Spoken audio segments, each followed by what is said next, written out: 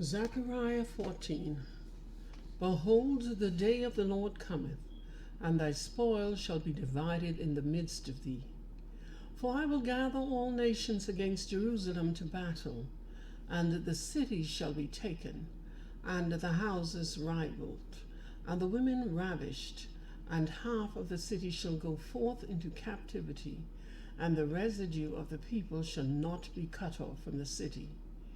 Then shall the Lord go forth and fight against those nations, as when he fought in the day of battle.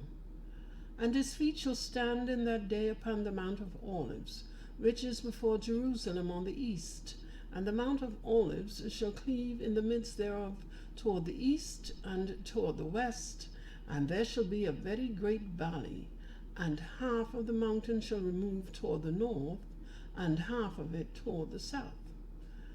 And ye shall flee to the valley of the mountains, for the valley of the mountains shall reach unto Azal. Yea, ye shall flee, like as ye fled from before the earthquake in the days of Uzziah, king of Judah. And the Lord my God shall come, and all the saints with thee. And it shall come to pass in that day, that the light shall not be clear, nor dark, but it shall be one day which shall be known to the Lord, not day nor night. But it shall come to pass that at evening time it shall be light. And it shall be in that day that living waters shall go out from Jerusalem, half of them toward the former sea, and half of them toward the hinder sea. In summer and in winter shall it be. And the Lord shall be king over all the earth. In that day shall there be one Lord, and his name one. And the land shall be turned as a plain from Geber to Ribbon, south of Jerusalem, and it shall be lifted up, and inhabited in a place. From Benjamin's gate unto the place of the first gate, unto the corner gate, and from the tower of Hananeel unto the king's wine presses. And men shall dwell in it, and there shall be no more utter destruction, but Jerusalem shall be safely inhabited. And this shall be the plague wherewith the Lord will smite all the people that have fought against Jerusalem. Their flesh shall consume away while they stand upon their feet, and their eyes shall consume away in their holes, and their tongue shall consume away in their mouth.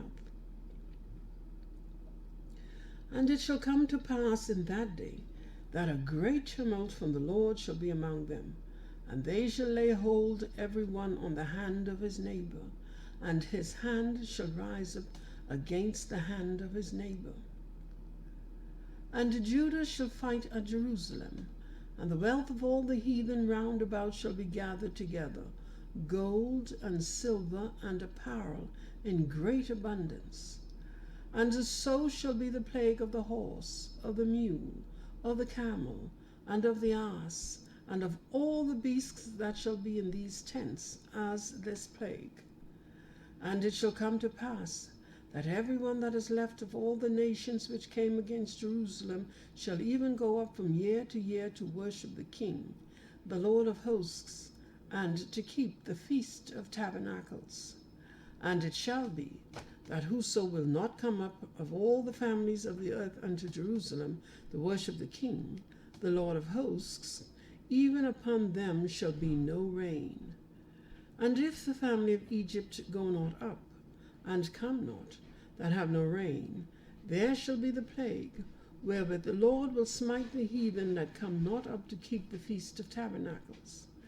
This shall be the punishment of Egypt, and the punishment of all nations that come not up to keep the Feast of Tabernacles. In that day there shall be upon the bells of the horses holiness unto the Lord, and the pots in the Lord's house shall be like the bowls before the altar.